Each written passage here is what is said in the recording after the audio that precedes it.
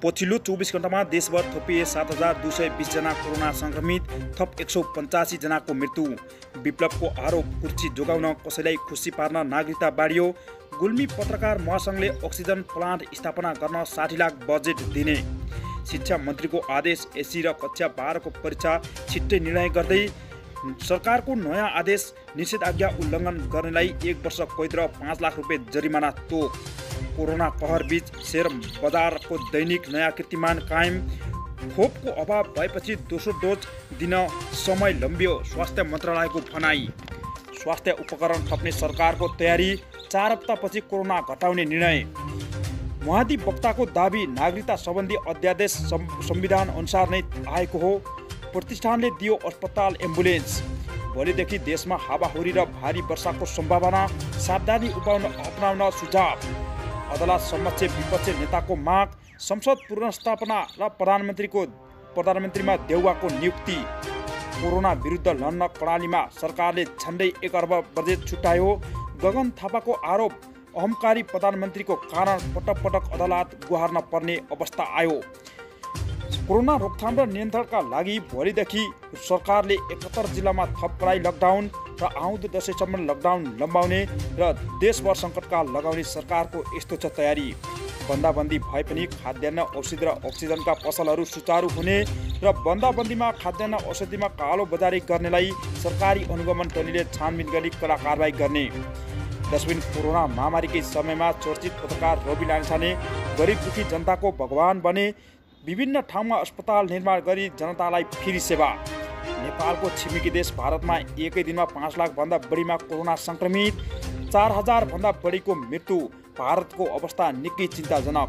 अब पुरा समाचार।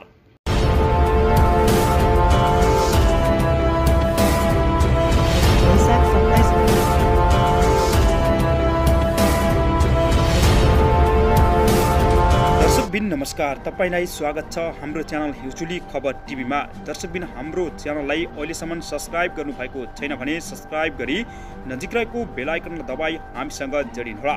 24 घण्टा नयाँ ताजा र फरक खालका समाचार हेर्न पनि नछुट्नुहोला। दर्शकबिन हाम्रो मेहनतको लागि सानो लाइक र सेयर पनि गर्न नभुल्नुहोला। दर्शकबिन भोलि जेठ 11 गते भोलि दिनभरका महत्त्वपूर्ण खबरका साथ उपस्थित भएका छौँ। भिडियो अन्तिमसम्म हेरेर तपाईँको मनमा लागेको प्रतिक्रिया कमेन्ट बक्समा दिन नभुल्नुहोला। दर्शकबिन पछिल्लो 24 घण्टामा कोरोनाको नयाँ अपडेट जानकारी गराउँछौँ।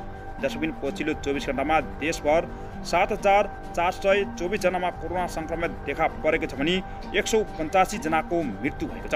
स्वास्थ्य तथा जनस्वास्थ्य मन्त्रालयका अनुसार 19,846 जनाको PCR परीक्षण गर्दा 7,220 जना र 607 जनाको एन्टिजेन परीक्षण गर्दा 205 जनामा संक्रमण पुष्टि भएको हो भने 185 जनाको कोरोनाकै कारण मृत्यु भएको छ। दर्शकबिन अर्कोतर्फ एसी र कक्षा 12 को परीक्षाबारे छिट्टै निर्णय गर्ने शिक्षा मन्त्रालयले जानकारी दिएको छ।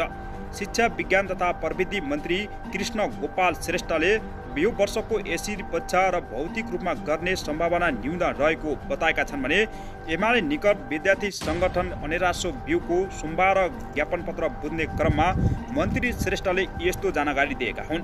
परीक्षाको लागि विभिन्न विकल्पको बारेमा छलफल भइरहेको उनले जानकारी दिएका छन् भने राष्ट्रिय परीक्षा बोर्डले शिक्षा तथा मानव स्रोत विकास केन्द्रका महानिर्देशक वैकुण्ठ अर्यालको संयोजकत्वमा गठित समितिले दिएको प्रतिवेदनको आधारमा परीक्षाको मोडालिटी बारेमा निर्णय हुने बताएका छन्।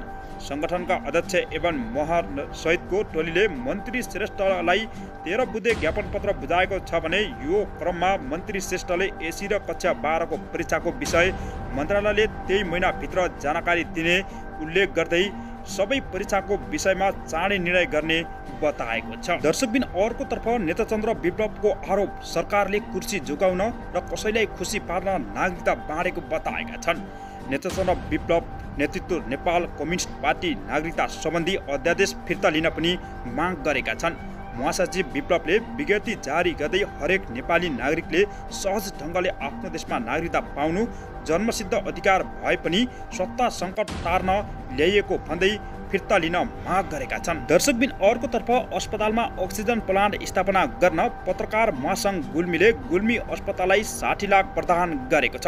सोमबार गुल्मी अस्पतालका डाक्टर उत्तम बयाचालाई पत्रकार महासंघ गुल्मीका अध्यक्ष टोपलाल अर्यालले एक कार्यक्रम बीच 60 लाख रुपियाँको चेक प्रदान पनि गरेका छन्। पत्रकार महासंघ गुल्मीले जिल्लामा अक्सिजन अभाव नहोस् भनेर वैशाख 25 गते जिल्लामा अक्सिजन प्लान्ट स्थापना गर्न सहयोग अभियान सञ्चालन पनि गरेका छन्। दर्शकबिन देशमा तीव्र रूपमा फैलिएको कोरोना रोकथाम र नियन्त्रणका लागि सरकारले लगाएको निषेधाज्ञा र निषेधाज्ञा उल्लङ्घन गर्नेलाई 1 वर्ष कैद र 5 लाख रुपियाँ जरिमाना समेत तोक लगाएको छ।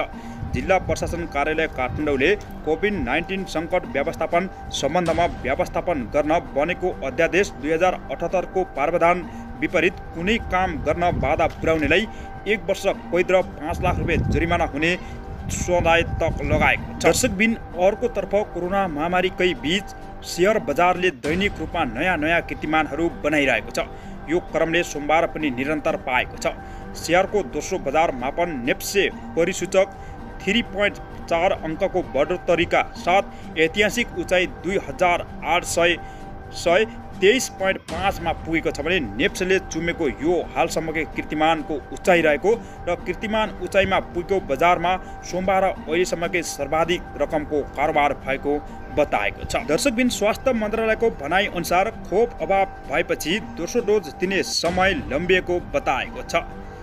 65 वर्ष माथिका नागरिकलाई दिने कोभिड विरुद्ध कोभिसिल्डको खोपको दोस्रो मात्रा दिने अवधि सरकारले बढाएको छ भने नेपालमा पर्याप्त मात्रामा यसको दोस्रो डोज नभएकाले सरकारले अवधि लम्बाएको बताएको छ।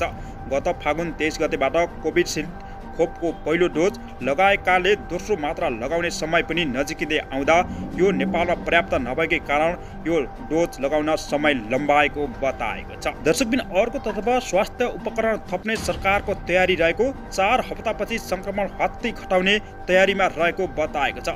सरकारले कोभिड-19 सङ्क्रमण विरुद्ध लड्न स्वास्थ्य उपकरण थप्ने तयारी थप कदम चालेको र स्वास्थ्य तथा जनस्वास्थ्य मन्त्री हृदय त्रिपाठीले सोमबार पत्रकार सम्मेलन गरेर यसको जानकारी दिएका छन्। उनका अनुसार अहिले भेन्टिलेटर 904 वटा रहेकोमा 180 वटा थप गर्ने प्रक्रिया सुरु भएको र आइसियु बेड 3000 रहेको 630 थप्ने प्रक्रिया अगाडि बढाएको बताएको छ। दर्शकबिन भोलि जेठ 11 गते हावाहुरी र वर्षाको निकै सम्भावना रहेको र जनतालाई सावधानी अपनाउन पनि सुझाव दिएको छ। पूर्वी मध्य बङ्गालको खाडीमा रहेको न्यून चापीय क्षेत्रमा परिणत भई बनेको चक्रवातका कारण मङ्गलबारदेखि नेपालमा विभिन्न भूभागमा हावाहुरी र वर्षा हिमपातको निकै सम्भावना रहेको बताएको छ।